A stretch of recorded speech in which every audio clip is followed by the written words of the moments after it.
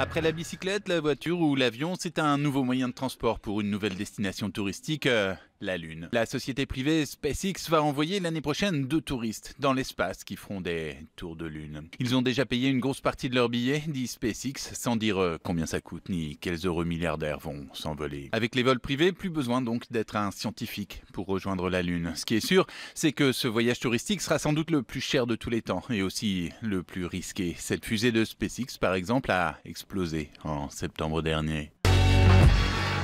Alors que Donald Trump ne cesse de répéter que les médias sont les ennemis du peuple, c'est un ancien président qui vient à la télé dire ce qu'il en pense. Je considère que les médias sont indispensables à la démocratie, dit George W. Bush. On a besoin de médias indépendants parce que le pouvoir est addictif, qu'il peut corrompre. Et c'est important que les médias demandent des comptes à ceux qui abusent de leur pouvoir. Eh oui, qui l'aurait cru, George W. Bush, l'homme qui s'est quand même pris une chaussure lors d'une conférence de presse, est devenu un défenseur des médias et un parangon de la démocratie. À l'ère de Trump et de ses tweets.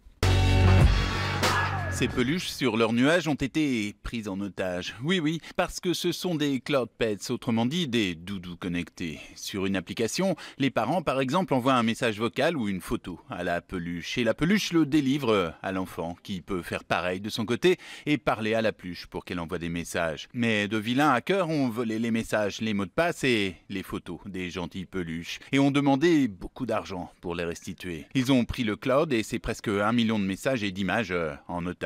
Ce qui est vraiment très méchant pour ces pauvres peluches connectées, qui sont du coup redevenues des peluches normales.